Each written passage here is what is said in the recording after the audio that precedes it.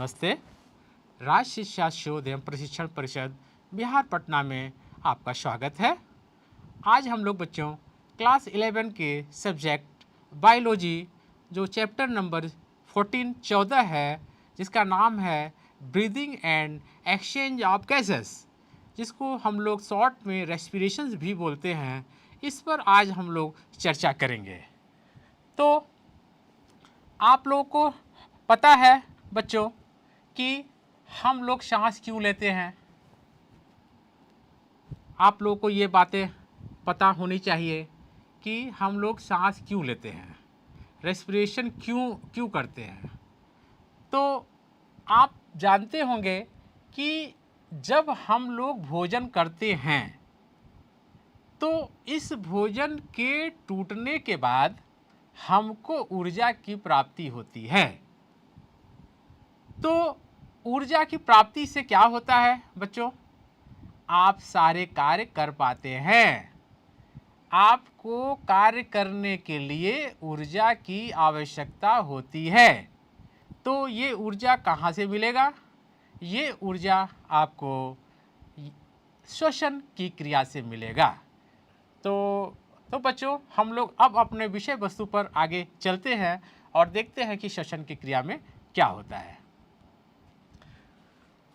श्वसन और गैसों का विनिमय, जिसको रेस्पिरेशन बोलते हैं, सजीव पोषक तत्वों जैसे ग्लूकोज को तोड़ने के लिए ऑक्सीजन का परोक्ष रूप से उपयोग करते हैं, जिसमें विभिन्न क्रियाओं को संपादित करने के लिए आवश्यक ऊर्जा प्राप्त होती है।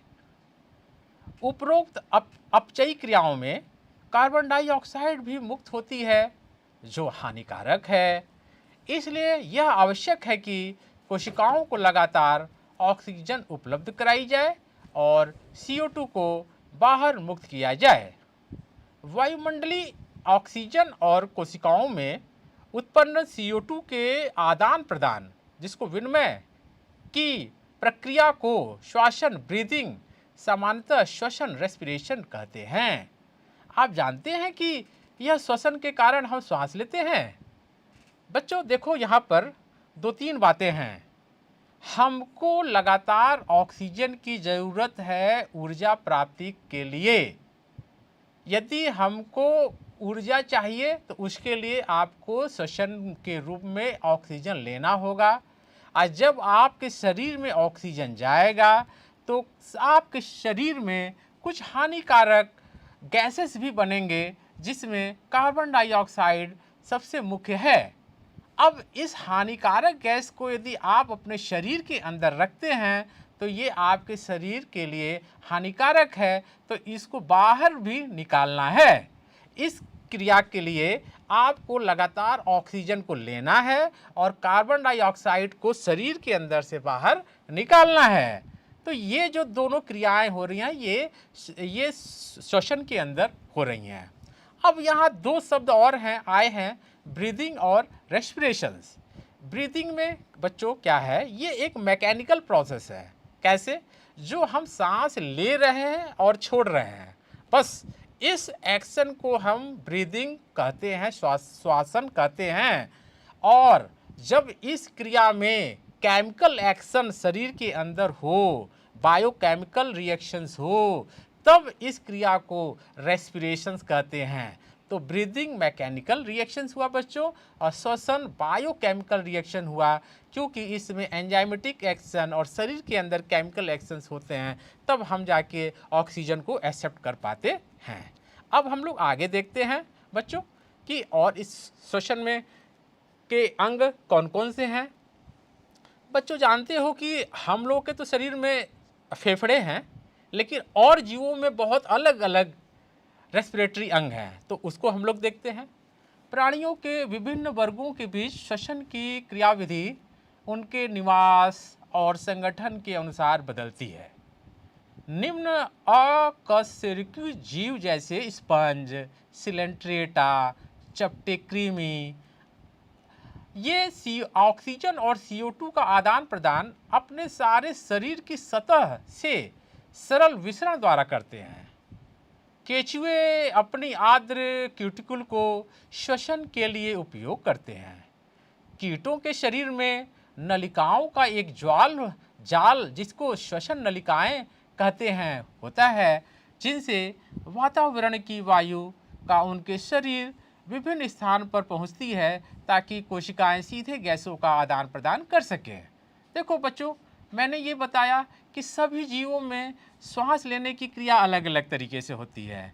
जैसे छोटे जीव जो हैं, जैसे प्रोटोजोआ, स्पंज, सिलेंट्रेटा, इन लोगों में कोई अभी श्वसन तंत्र इनके शरीर में विकसित ही नहीं होता, तो ये कैसे सांस लेंगे? तो इनके अंदर क्या है कि ये अपने शरीर की सतह से ही डिफ्यूजन प्रोसेस, विसरण द्वारा सीधे ऑक्सीजन को अपने शरीर से एब्जॉर्ब कर लेते हैं बाहरी त्वचा से, बाहरी सतह से। अब जैसे केचुआ है, केचुआ का जो बाहरी लेयर है जिसको क्यूटिकल भी बोलते हैं, वो नमी युक्त होता है और आर्द्र होता है, और वो मॉइस्चराइज अपने बाहरी सतह से सीधे ऑक्सीजन को सोख लेता है और वो ऑक्सीजन अपने शरीर में उसका ऑक्सीजन को लेकर उपयोग करता है। इसी तरह से कीड़े मकोड़े जिसको कीट कहते हैं, इनके भी शरीर में कुछ इस खास श्वसन के लिए स्पेशल अंग नहीं है, वहाँ सीधे नलिका है, पाइप जैसी स्ट्रक्चर है, उसी का जाल है जिसको ट्रैकिया बोलते हैं या श्वसन नलिकाएं बोलते हैं।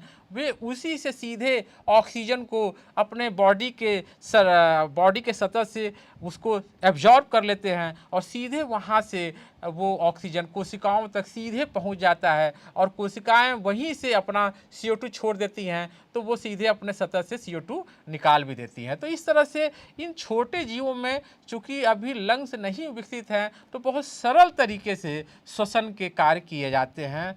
और इसके अलावा अभी और भी जीव हैं बच्चों, उसको भी हम लोग देखते हैं कि उनमें श्वसन की क्रिया कैसे होती है।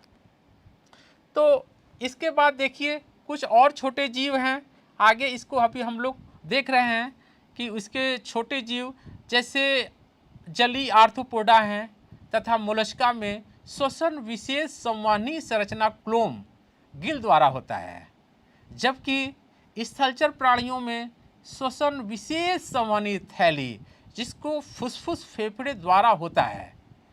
कशेरुकों में मछलियां जैसे हैं जिसमें क्लोम या गिल द्वारा श्वसन होता है, जबकि सरीसृप, पक्षी और स्तनधारी में फेफड़ों द्वारा श्वसन का कार्य होता है। उभयचर जैसे मेढक अपनी आर्द्र त्वचा, नम त्वचा द्वारा भी श्वसन कर सकते हैं। स्तनधारियों में एक पूर्ण विकसित श्वसन प्रणाली होती है। अब इसको बच्चों अभी देखो ऐसे कि जो छोटे जीव हैं आर्थ्रोपोडा, इंसेक्ट वाले, मोलस्क वाले, यहाँ पर भी कोई खास अंग नहीं है।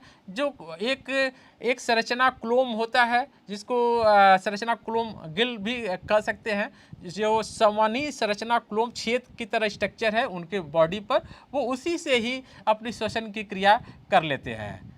अब उसी तरह से देख लीजिए कुछ हैं जिसमें फुसफुस फेफड़े होते हैं, जो अभी फेफड़ों का शुरुआती रूप है, पूरे फेफड़े नहीं होते, हल्का फेफड़े जैसे लगते हैं, वो फुसफुस फेफड़े द्वारा श्वसन कर लेते हैं कुछ स्थलचर प्राणी।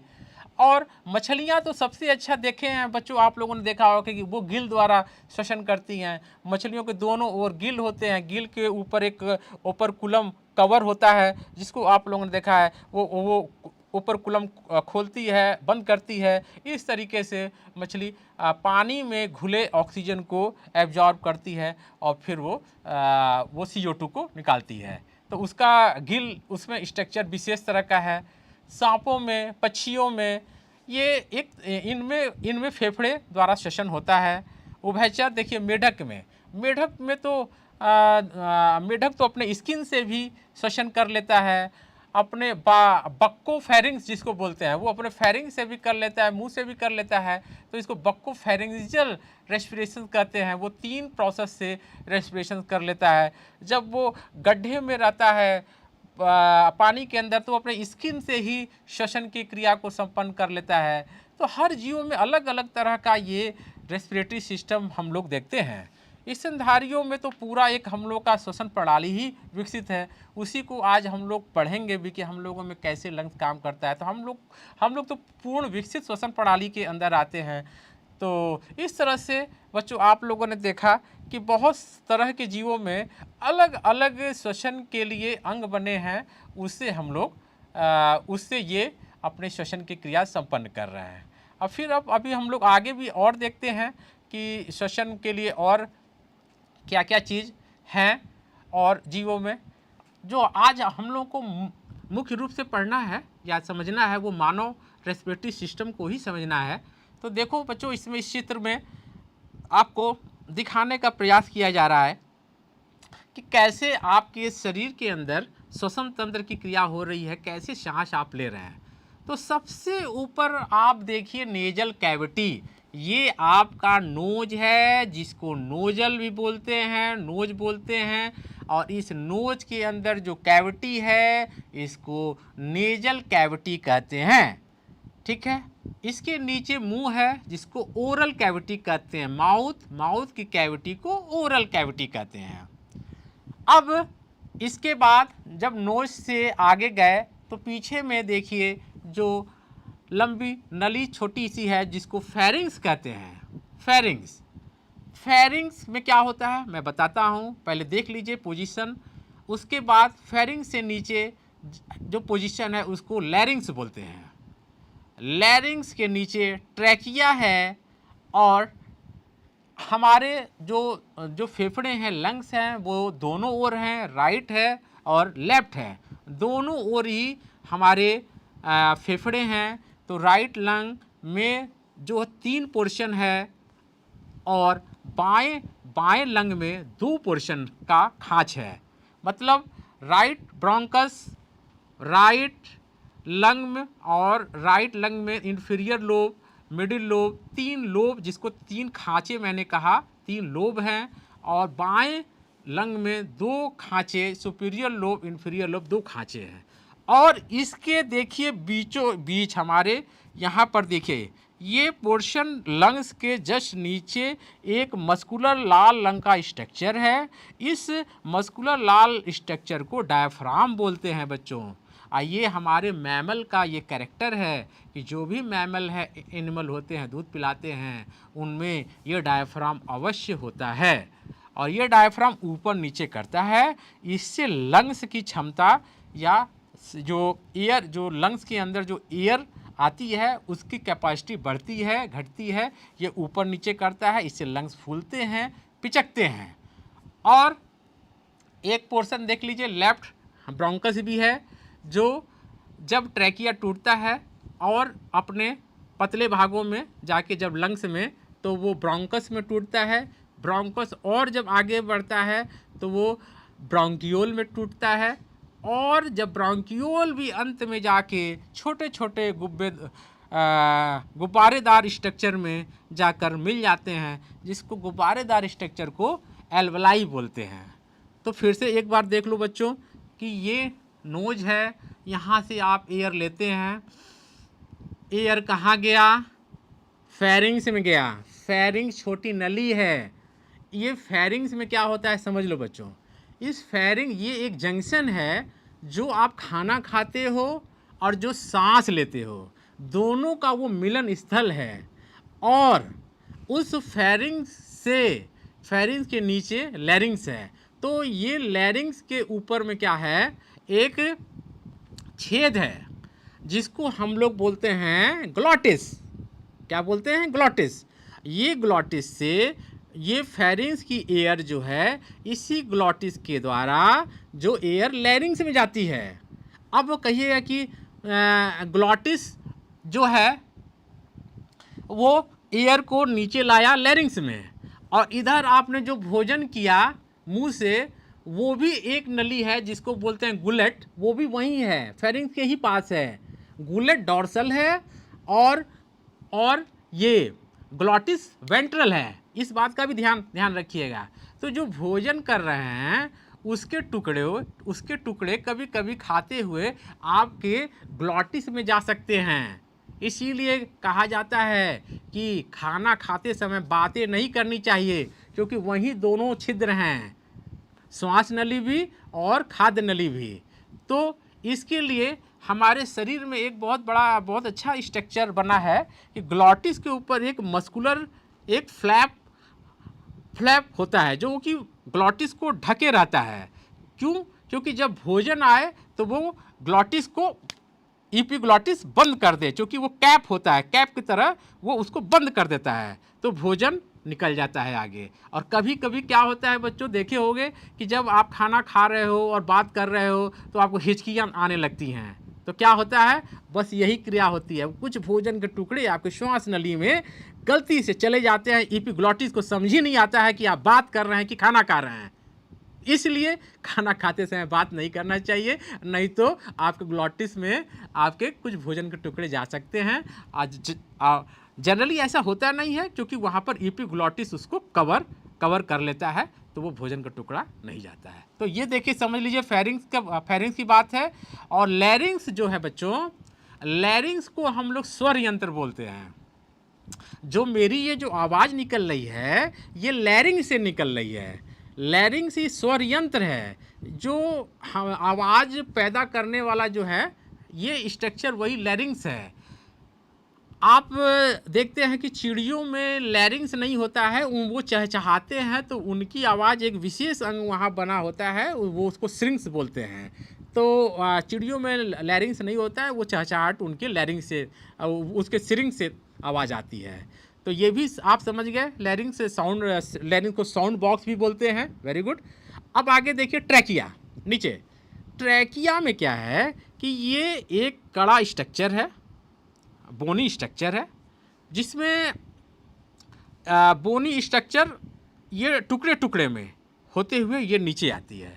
अब ट्रैकिया बोनी स्ट्रक्चर क्यों है, इसको भी आप समझ सकते हैं कि ये जो जब हम एयर जो हमारे लंग्स में जा रही है, तो कभी ऐसा ना हो कि पाइप जो है वो पाइप पिचक जाए, वो कोलैप्स हो जाए, कभी खिंचाव पड़े एयर का, या हम जोर से सांस छोड़ें तो कहीं ऐसा ना हो कि पाइप पिचक जाए। तो ये पाइप पिचके नहीं, इसीलिए ये जो है ट्रैकिया ये कड़ी होती है, बोनी स्ट्रक्चर है, और ये पिचकती नहीं है। तो इससे क्या है कि एयर का आना जाना वो बराबर रहता है। यदि नली कहीं से पतली हो जाएगी तो वहाँ पर पानी का या एयर का आना जाना दिक्कत होगा ना, इसीलिए ट्रैकिया ये बोनी स्ट्रक्चर है। अब इसके बाद ट्रैकिया दाहिने ओर और बाहिने ओर, ट्रैकिया ट्रैक्यूल में टूटता है, दाहिने ओर और बाएं ओर दोनों ओर गया, लंग्स में गया।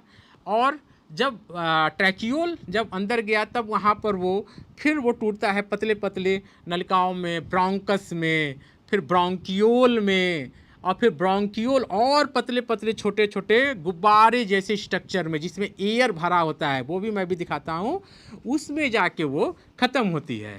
तो इस तरीके से बच्चों देख लो कि ये आपका रेस्पिरेटरी सिस्टम का ये चित्र है। इसमें एक चीज़ और बता दूं मैं, जो नेजल कैविटी है, जो हम लोग सांस या जो एयर लेते हैं, तो हमारे अंदर कुछ ऐसा है स्ट्रक्चर कि जो एयर हमारे अंदर जा रही है, तो जो फॉरेन पार्टिकल या हानिकारक डस्ट है या बैक्टीरिया है, ये हानिकारक एयर या डस्ट ये अंदर लंग्स में न जाए, तो यहाँ पर ट्रैपिंग के लिए नोज के अंदर कुछ ये लसलसे पदार्थ हैं जो कि इसको ट्रैप कर लेते हैं। तो वो क्या है कि हानिकारक जो टुकड़े या एयर डस्ट ये अंदर नहीं जा पाते। ये भी आप समझ लीजिए नोज में।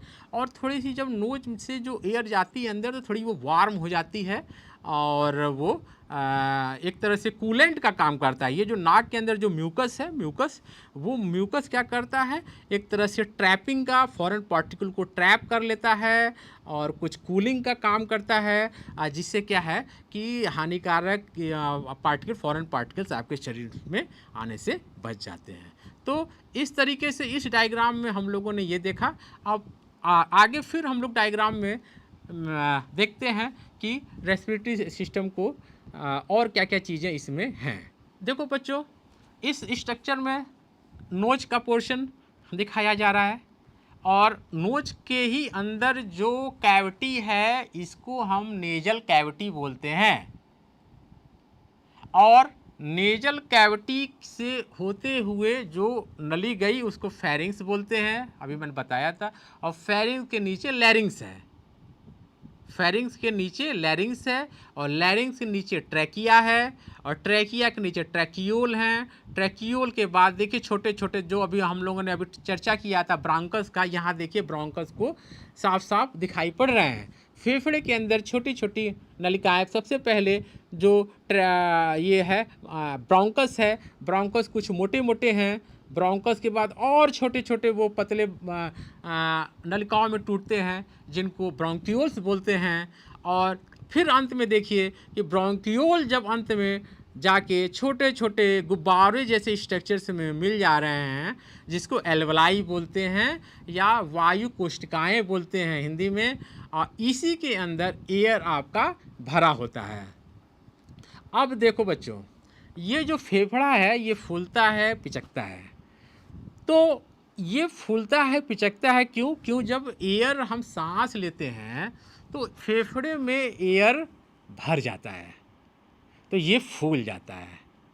तो जितना एयर ऑक्सीजन आपके बॉडी में जाएगा उतना ही बढ़िया आपका भोजन टूटेगा।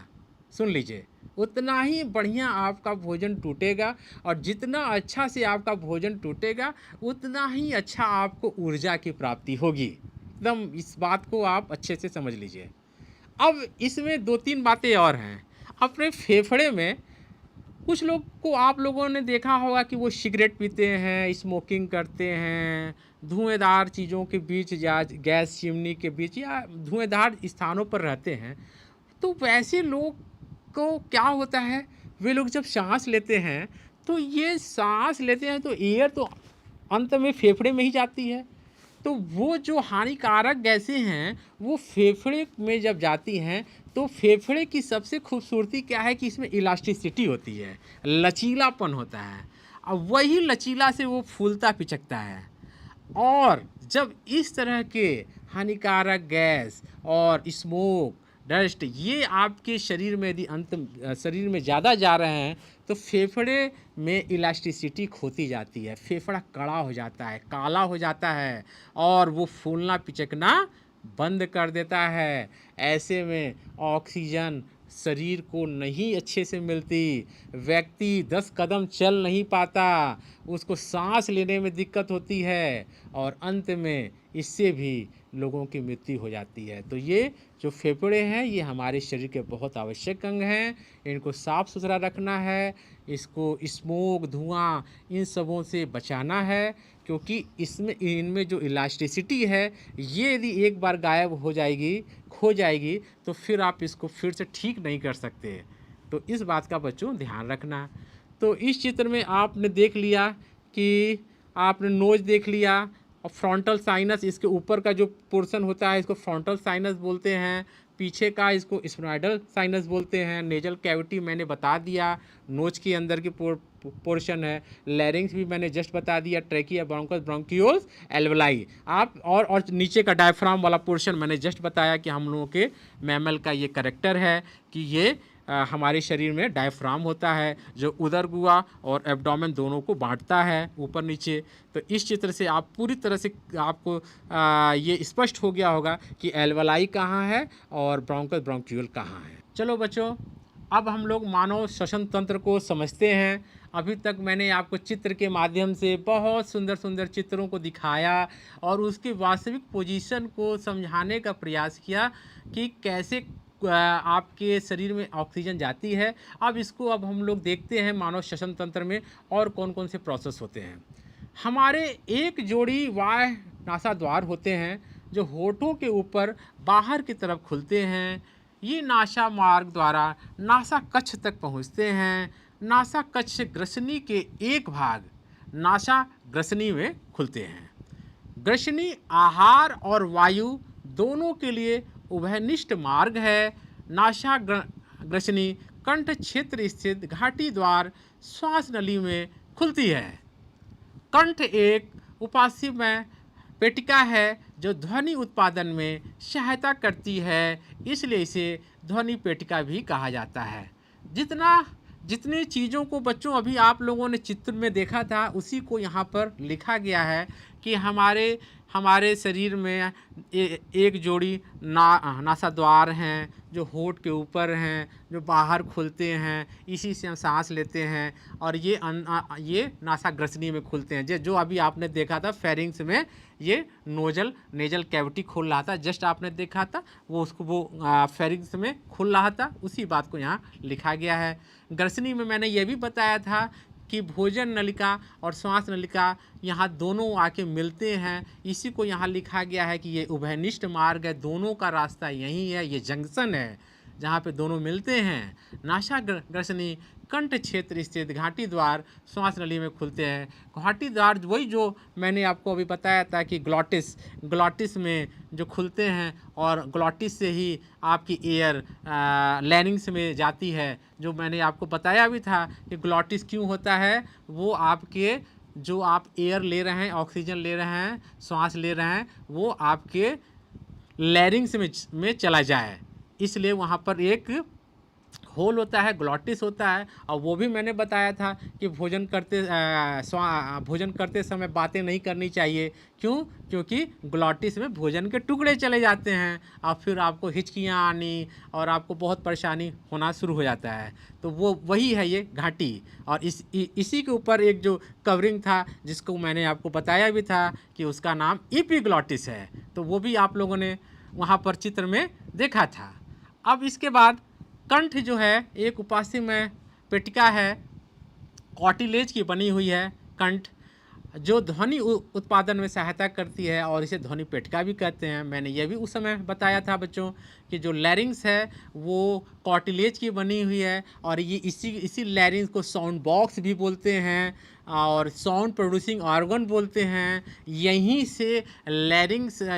से आवाज़ निकलती है, और इसी के पिच पतला मोटा होने से लड़कों की आवाज़ अलग अलग तरह की होती है, क्योंकि वहाँ लैरिंग्स में जो छेद है उसकी चौड़ाई और पतलाई से ये आवाज़ के जो है आवाज़ में बदलावट होता है, मतलब आवाज़ अलग अलग होती है इसी लैरिंग्स के कारण। तो ये चीज़ें हम लोगों ने उस चित्र में भी देखी थी। और फिर अब इसको आगे अब हम लोग और भी देखते हैं कि इसमें मानव श्वसन तंत्र में और क्या क्या चीज़ें हैं।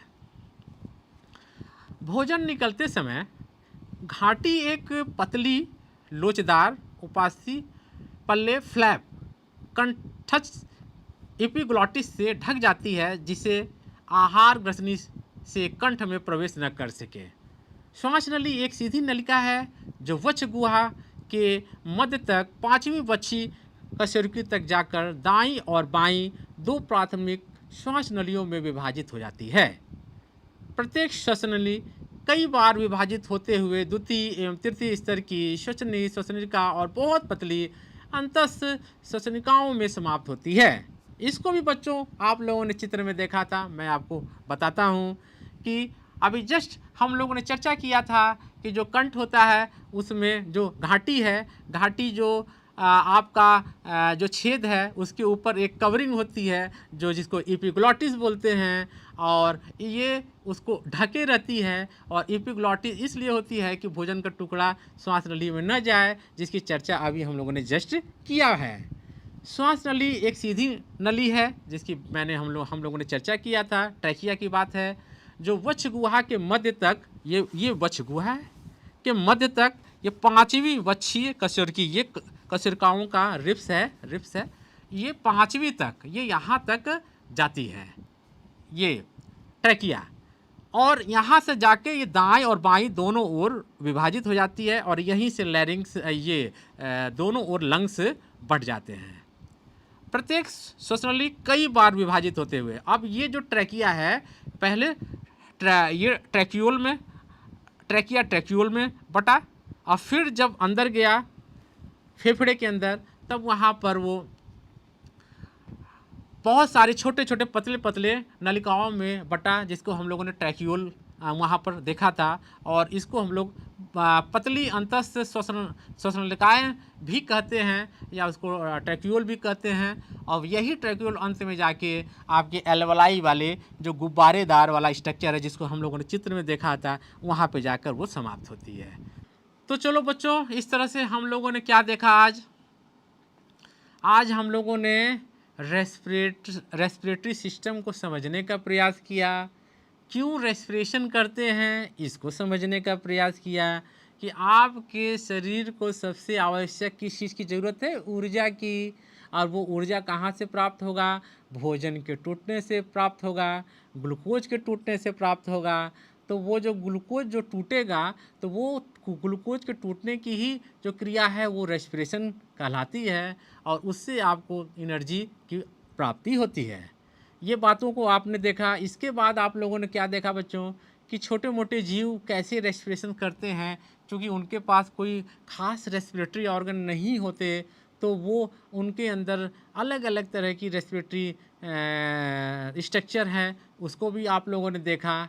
इसके बाद बच्चों मानव रेस्पिरेटरी सिस्टम का आप लोगों ने चित्र देखा, कि कैसे हम लोग अपने शरीर में एयर को लेते हैं, तो उसके अंदर हम फिर अंत में कैसे फेफड़े में एयर जा रहा है, या फिर वहाँ से कैसे निकल रहा है। अभी तक हम लोगों ने इतना देखा, और इसमें हम लोगों ने ये भी देखा कि नोज़ से कैसे एयर गया फेरिंग्स में, फिर लैरिंग्स में, फिर ट्रैकिया में, ट्रैक्यूल में, एल्वेलाई में। ये एक स्ट्रक्चर को भी आप लोगों ने जाना। तो ये एक पोर्शन हुआ बच्चों। अब हम लोग इसके बाद इसके पार्ट 2 में इसके आगे के बातों को समझने का प्रयास करेंगे। तब तक के लिए आप लोग को धन्यवाद।